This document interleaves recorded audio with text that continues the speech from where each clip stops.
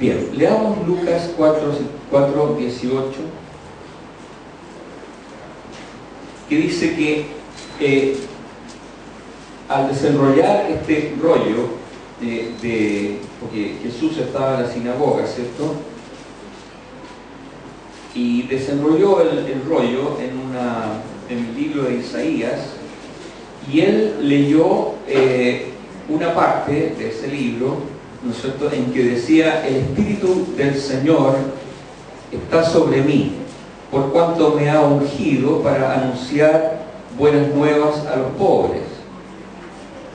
Me ha enviado a proclamar libertad a los cautivos y dar vista a los ciegos, a poner en libertad a los oprimidos, a pregonar el año del favor del Señor. Luego él enrolló de nuevo el libro que venían en esos rollos y se lo pasó al ayudante y se sentó, y él dijo: hoy se cumple esta escritura en presencia de ustedes. O sea, que esto de que el Espíritu del Señor está sobre mí, Jesús dice: el Espíritu del Señor está sobre mí, sobre Jesús, que soy yo, y yo soy el Cristo, el que trae estas noticias, anuncia las buenas nuevas a los pobres. Esto de anunciar las buenas nuevas a los pobres era algo muy interesante, muy importante, porque los pobres no eran nada. El que era pobre no era nada, no era merecedor de ninguna cosa. Pero en Jesús, el que es pobre tenía, por decir así, un rango, un ser persona igual que todos. Así que ya era una conmoción. Incluso cuando Juan el Bautista le manda a preguntar a Jesús que si es que realmente Él es el Cristo, una de las cosas que Jesús le contesta, le dice a estos discípulos que estaban haciendo de carta, le dice: dile a Juan el Bautista que el Evangelio es predicado a los pobres. Ese es un signo muy potente de este beneficio, de esta buena noticia del Señor. Así que Él vino a proclamar, a anunciar buenas nuevas a los pobres, vino a proclamar libertad a los cautivos, vino a dar vista a los ciegos, a poner en libertad a los oprimidos. Yo estaba cautivo, ciego y oprimido. Y es verdad, así estábamos nosotros. Pero vino Jesucristo para traer estas buenas noticias. Este es el Evangelio. El Evangelio que nosotros vamos a proclamar es muy simple. El hombre está perdido. Y Jesucristo vino para sanarlo, para salvarlo. Si el hombre no acepta a Jesucristo como su Salvador y como su Señor, continúa perdido y se va a ir al infierno. Es así, ¿no es cierto?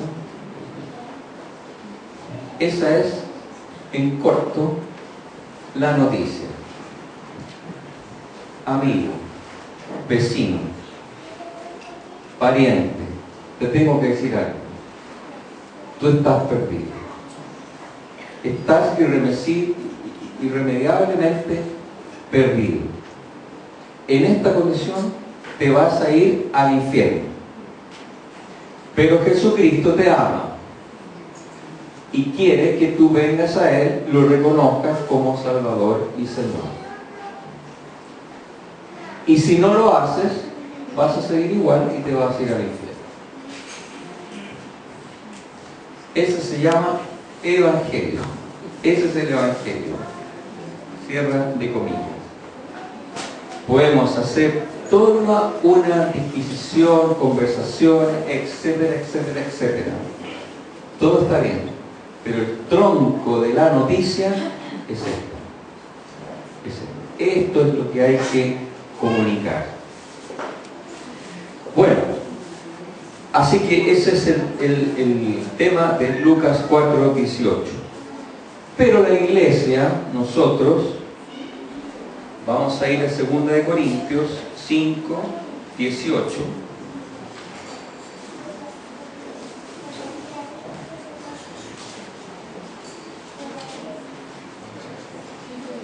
Que dice 18 y 19. Todo esto proviene de Dios, quien por medio de Cristo nos reconcilió consigo mismo. Lo que decíamos. Por medio de Cristo nos reconcilió consigo mismo y nos dio el ministerio de la reconciliación. Esto es, que en Cristo Dios estaba reconciliando al mundo consigo mismo, no tomándole en cuenta sus pecados y encargándonos a nosotros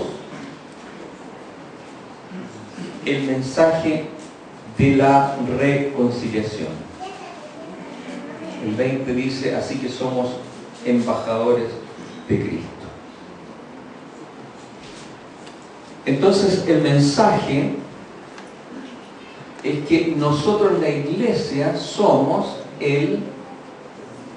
los portadores de este ministerio, de este quehacer de la reconciliación del ser humano con Dios.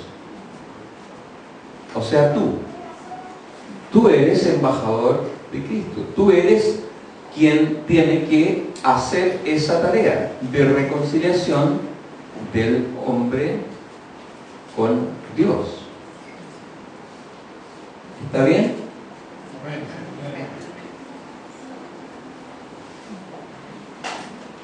Si yo pudiera, iría al lado tuyo, que como somos varios acá, y yo te cargaría, bueno, voy a empezar por mí. Cargaría mis hombros, así, para empezar a sentir esta carga, para que de verdad entendamos nosotros que tenemos un encargo de Dios, el ministerio de la reconciliación. A ver, imaginémonos, así como Jerry dijo que nos imagináramos unos lentes, yo digo, imagínate que te está pesando un poquitito aquí atrás, aquí en la espalda, algo te está pesando. Es una mochilita interesante. No es una carga pesada, pero es un encargo. Y ese encargo se llama Ministerio de Reconciliación. Lo tengo yo, lo tienes tú. No es un ministerio para los pastores. No es un encargo para los que llevan más de 10 años o de 5. Es un encargo para todos. Esta actitud de hablar de Cristo, de la reconciliación. Hermanos, vuelvo a decirles, cuando nosotros vamos a... Estas son cosas súper básicas, así que les pido perdón si les hacen así. Pero a veces nosotros empezamos a hablarle a otras personas de la ética cristiana. Empezamos a hablar de temas súper interesantes. Pero eso no es evangelizar. Eso es una buena discusión interesante y quizás necesaria. Pero no es evangelizar. O sea, cuando desde el púlpito, cuando desde en el grupo casero o cuando conversamos y estamos hablando de la evangelización, no es ir a establecer la ética cristiana, no es discutir sobre el aborto, no es discutir sobre el matrimonio entre homosexuales, no es discutir si Dios tiene la razón o no tiene la razón, no es eso. Evangelizar es decirle, tú estás perdido, te vas a ir al infierno, pero Jesucristo te ama y quiere que tú te reconcilies con Dios. Él hizo la obra y tú tienes que reconocerlo como Señor y Salvador. Y si no lo haces, estás en el mismo lugar, te vas al infierno. Ahora ponte 2 o 3 pares de guantes blancos, de seda, y díselo como tú quieras, pero ese es el fondo, esa es la evangelización. Bueno, y nosotros, el Señor nos ha confiado el ministerio de la evangelización a la iglesia, y eso somos nosotros, cada uno. Amén. Amén. Vamos al tercer pasaje. Primera de Juan 2:2.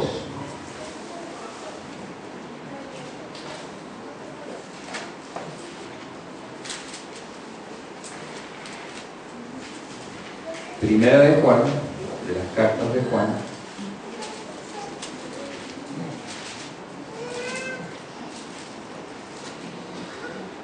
Capítulo 2:2. Dice, Él, o sea, Jesucristo, es el sacrificio por el perdón de nuestros pecados, y no solo por los nuestros, sino por los de todo el mundo. Jesús obró para todos, todos. Él murió por todos, todo el mundo. También por el que es inconverso. Jesús murió por él y murió por nosotros, ¿verdad? Bueno, entonces la pregunta es, ¿y por qué si Cristo murió por todos, por qué entonces muchos siguen esclavizados? ¿Acaso la muerte de Jesús no fue efectiva para ellos? ¿Qué hace que algunos han sido liberados, sanados, reconciliados con Dios y otros no? Siendo que Jesús murió, dice acá, Él fue el sacrificio por nosotros y también por todo el mundo. Y la respuesta es que hay algo en las personas que están en el mundo que impide que este sacrificio de Jesucristo se haga activo en sus vidas. Hay algo en su mente, hay algo en su corazón, así como estaba en nosotros, que impide que este regalo de Dios, esta reconciliación de Dios se haga efectiva. ¿Y qué es eso? Eso es un sistema, una manera de pensar.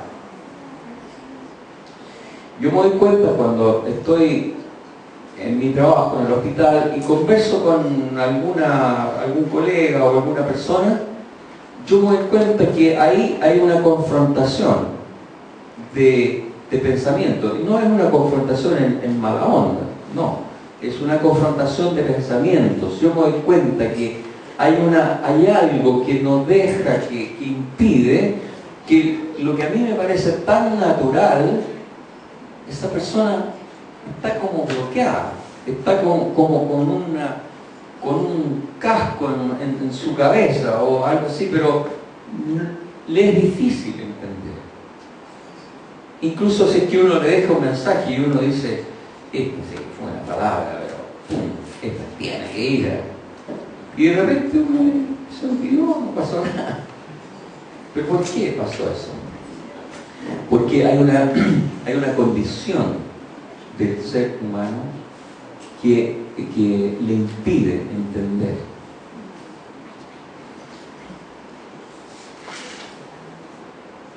nosotros sabemos, vamos a ir a Efesios 6:12.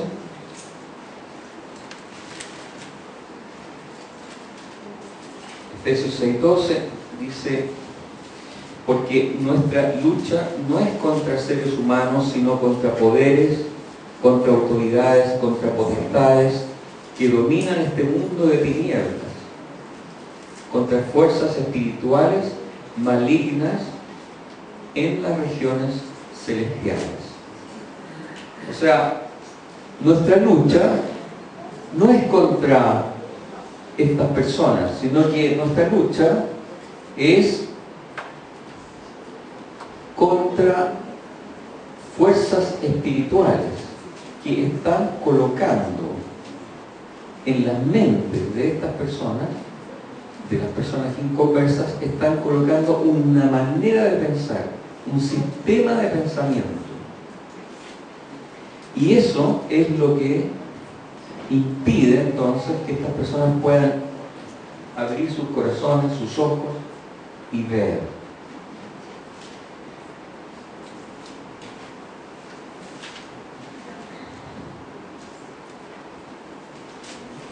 Vamos a ir a Santiago 4:7.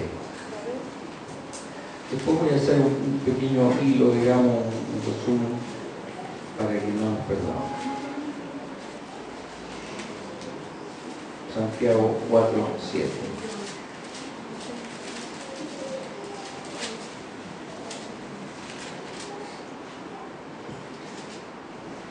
Dice: así que sométanse a Dios, resistan al diablo y él huirá de ustedes. O sea, nosotros tenemos, vamos a repasar un poco estos 4 pasajes. Primero, Cristo vino para reconciliar al ser humano con Dios, porque el ser humano estaba en esta condición de cautivo, ciego, perdido. Y este ministerio de reconciliación fue encargado a la iglesia, tú y yo. Pero nos encontramos con que la palabra nos dice que nuestra lucha no es contra sangre y carne,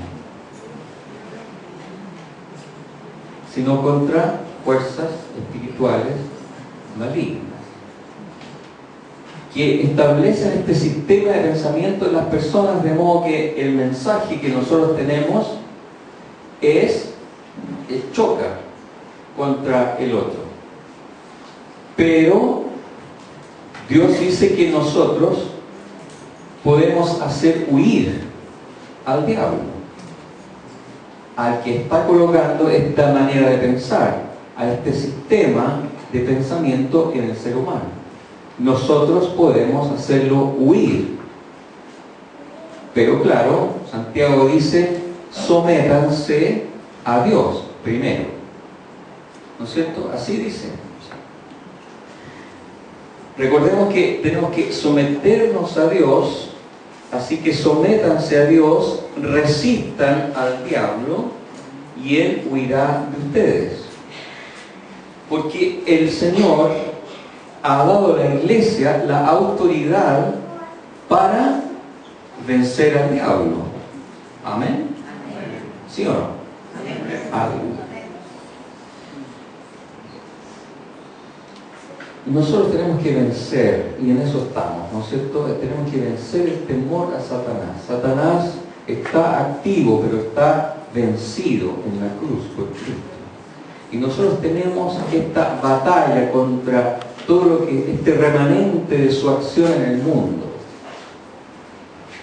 Pero nosotros tenemos autoridad en el nombre de Jesús para sacar, para correr, para resistir y para echar fuera a Satanás y sus actividades. Pero tenemos que tener una vida sometida a Dios, andar de verdad en sus caminos, para que podamos ejercer esta acción en contra del diablo y sus demonios. Y nosotros tenemos armas. 2 de Corintios 10, 3, 4.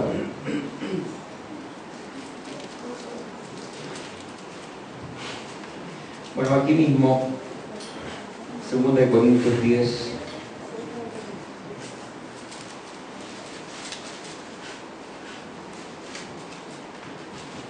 Pues dice, aunque vivimos en el mundo, no libramos batallas como lo hace el mundo. Las armas con que luchamos no son del mundo, sino que tienen el poder divino para derribar fortalezas.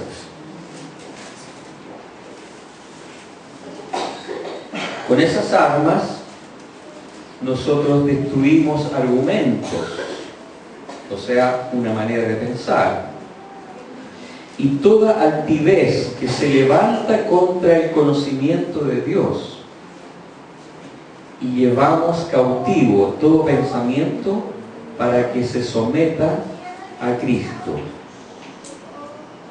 Interesante. Nosotros tenemos armas. Tenemos armas. No son las armas del mundo. No son las armas del argumento, de la discusión, de esto, sino que son armas espirituales. No son las del mundo.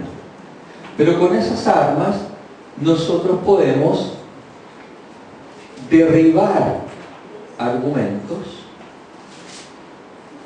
y llevar cautivos esos pensamientos de esas personas que tienen esa manera de pensar, llevar cautivos esos pensamientos a la cruz de Cristo. Destruimos argumentos y toda altivez que se levanta contra el conocimiento de Dios, y llevamos cautivo todo pensamiento para que se someta a Cristo. ¿Cuáles son esas armas? Yo resumí en 3: la oración, la palabra y el amor. Son las armas espirituales que nosotros tenemos que ejercitar para hacer esta tarea con el ser humano. El evangelizar es el qué, ¿no es cierto? Y lo que yo estoy tratando de compartir un poquitito esta mañana es el cómo. ¿Qué hay que hacer? Evangelizar. Y evangelizar significa esto. ¿Pero cómo? Entonces lo hacemos con armas espirituales. Y estas armas espirituales son la oración, la palabra y el amor. Empecemos de atrás para adelante.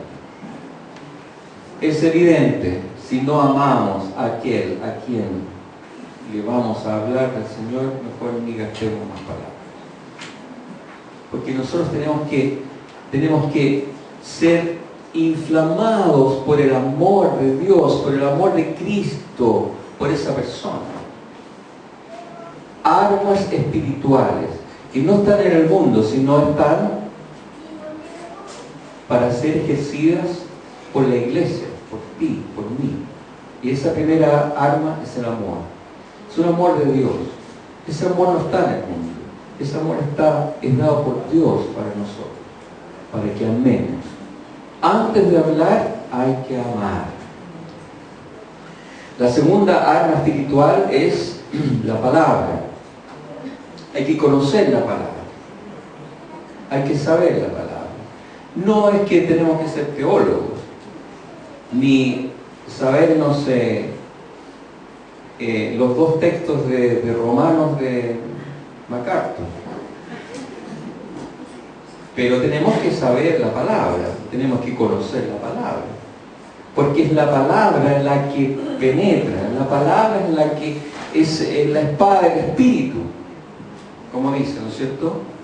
La palabra es la espada del Espíritu. El Espíritu va a tocar ese corazón, va a redarguir, como es esa palabra, ¿no es cierto?, que está en las Escrituras, va a a compungir, a aclarar, a tocar el corazón de esa persona para que tenga un concepto de pecado, de justicia en Cristo y de juicio.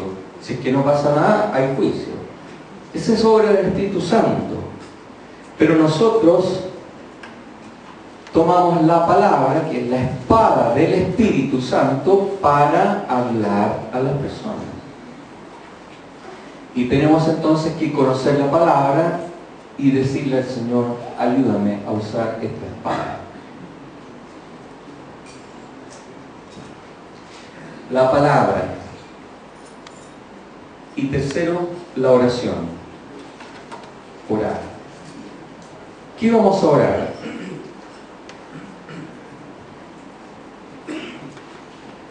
¿Qué vamos a orar?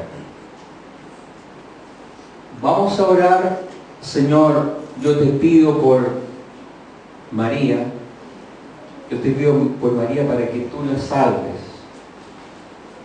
Y el Señor me dice, yo hice mi parte. Ya morí. Jesús ya murió por María. Ya está hecha esa parte. Entonces, ¿qué tengo que orar? Al orar por salvación para María, yo tengo que empezar a dar una batalla en los aires.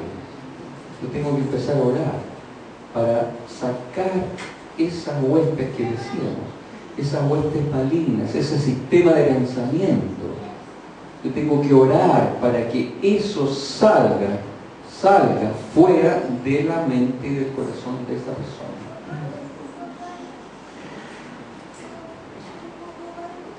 Voy a leer esta oración que es más o menos así como: Padre Celestial, nos movemos en el nombre de Jesús como guerreros en la batalla contra las barreras de corrupción, contaminación del pecado en su mente, en la mente de María, por ejemplo. Dado que esos patrones de pensamiento pecaminosos se exaltan a sí mismos, y también contra el conocimiento de Dios, pasaje que leímos recién. Nosotros asaltamos, nos abalanzamos sobre estas barreras que están en el ser humano y que han sido colocadas por el diablo, sus demonios, y que el ser humano incluso las ha alimentado y las destruimos, las demolemos y llevamos todo pensamiento cautivo a la cruz de Cristo. O sea, es una acción de un guerrero, de una guerrera. Es tomarse esta fortaleza.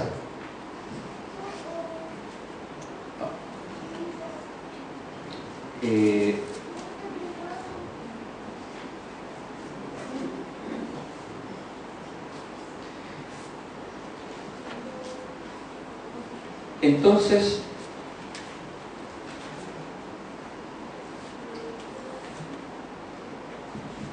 lo que Jerry nos compartía de que tengamos una actitud evangelizadora, él nos compartía el qué, o sea, hay que evangelizar.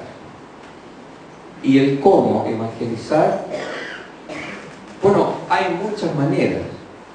Si vamos ahí al metro con un montón de trataditos y nosotros le entregamos uno a otro, aquí sé yo, ya también es transmitir el mensaje del Señor. Está bien, está correcto. Si damos dinero para que a través de la radio se hable del Señor, también es una forma de evangelizar, o de la televisión, o de lo que sea. Es una forma de evangelizar.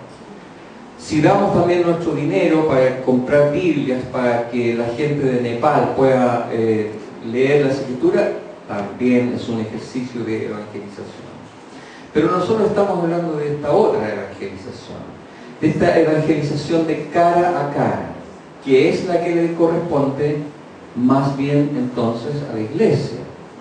La otra, bueno, si tengo dinero, paso dinero, pero no es eso lo que el Señor nos está diciendo. O sea, hay que hacerlo, sí, pero que el Señor nos está diciendo, tú eres un embajador, tú. No lo hagas a través de otro, hazlo tú. Y entonces decimos, ¿y cómo? Con estas armas.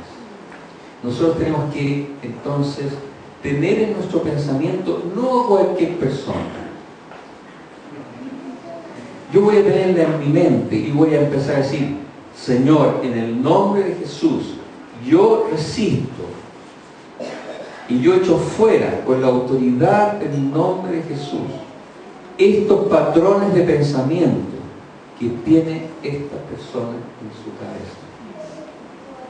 Estas mentiras del diablo que la hacen confiar en las cartas del tarot, Señor, en el nombre de Jesús, yo empiezo a luchar, a dar una batalla.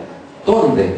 En mi casa, en silencio, en una batalla espiritual por aquella persona que yo quiero que sea tocada por el Espíritu Santo para que se convierta al Señor. Si tenemos parientes, si tenemos amigos, si tenemos compañeros de trabajo, si tenemos al vecino, etc. ¿No es cierto? Nosotros tenemos que saber qué hay que hacer y cómo hay que hacerlo. Y el Señor hará la obra. Pero esta es la forma que nosotros tenemos que agregar a nuestra manera de ser. Quería compartirles eso esta mañana. Que no se trata solo de hablar. Ya hablar puede significarnos un buen esfuerzo. Pero hay un cómo, hay armas que nosotros tenemos que esgrimir para hablar con mejores resultados. Yo tengo confianza en esto. Me lo enseña la palabra. Yo no sé si se van a convertir o no. Yo espero que sí. Pero vamos a hacer la tarea como Dios manda. Y el resultado se lo vamos a dejar al Señor. Amén. Muy bien.